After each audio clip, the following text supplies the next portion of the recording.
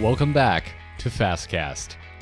This week, we will be covering the typical components of an SBIR or STTR package. There will be more follow-up exploring particular sections in future smaller casts. Don't forget, you can always visit ArrowheadCenter.nmsu.edu/nmfast for more information. Let's get on with the show. Dr. Paul Firth. Between agencies. Most packages are made up of separate volumes or sections. The first is the cover volume or introduction. It could be system generated from the submission platform, that is grants.gov, or volumes or sections. The first is the cover volume or introduction. It could be system generated from the submission platform, that is grants.gov or Fastlane or the DoD website, and require basic company information in an abstract. It also could have to be created by the small business. It could be one page, or it could include standard forms such as the SF-424, a standard government cover letter. Next comes the technical volume. It requires very specific sections that cover the necessary information such as technical approach, key personnel, and prior research. You need to make sure that the information covers exactly what the agency is asking for. Try not to include extraneous information, and use the exact verbiage that the requesting agency uses in their request for proposals, also known as an RFP. If they use specific terms such as technical merit, then use just that term. Always adhere to the page count requirements. Also, there's specific formatting that may need to be adhered to, such as spacing, font type, font size, and margins.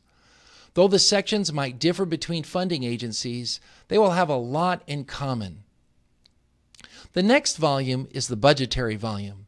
This volume will have budget spreadsheets, budget justification or budget narrative, and any subcontracting agreements.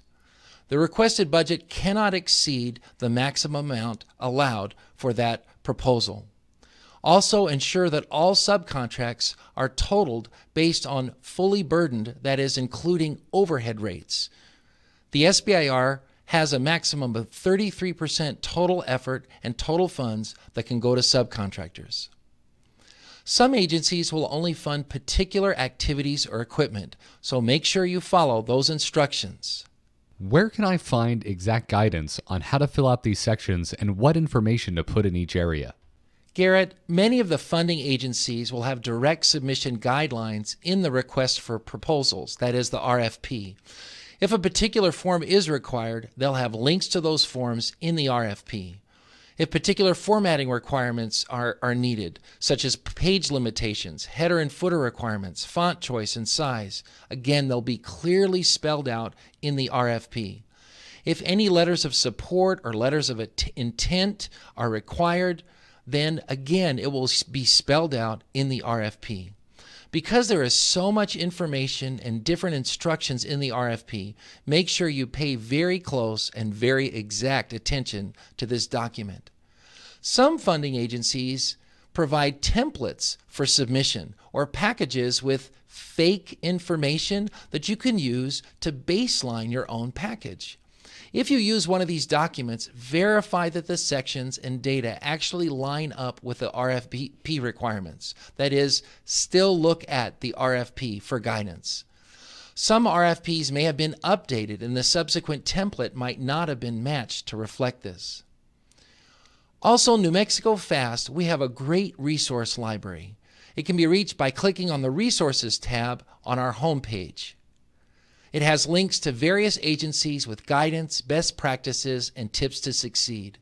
We're also working on documentation for each agency to help streamline this process. It will feature templates for easily putting together an SBIR STTR package based on exact agency requirements. It will also feature what are known as compliance matrices to ensure that all requirements for formatting and data are maintained throughout the submission creation process. Stay tuned for more updates on this in the future. What is the most critical part of putting together an SBIR or STTR package? There are a few items that are absolutely critical, Garrett. First, make sure any and all registrations are completed prior to starting the process. Registrations can take time, so don't leave it to the last minute. System registrations such as DUNS, D-U-N-S, and SAM, S-A-M, and platform registrations such as Fastlane can take up to 2 weeks to complete each. If not all of the required registrations are complete, your proposal will be returned without review. Make sure formatting requirements are strictly adhered to.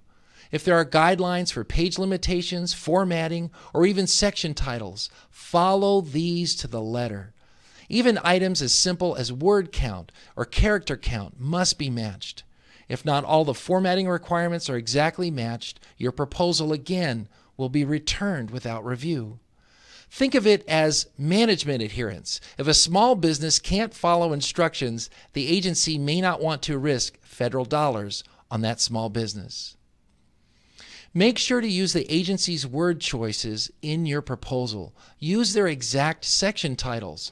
Don't get creative with naming your sections. And use their required verbiage. If they say, discuss the future potential commercial applications, use the words future potential commercial applications in your package. Finally, make sure to meet the agency's timeline and submission window. You have to factor in document transmission requirements into your submission deadline. Normally, digital uploads are requested. Make sure you have enough time for the upload to take place and timestamp the document. If physical copies are required, verify the delivery schedule from FedEx or UPS.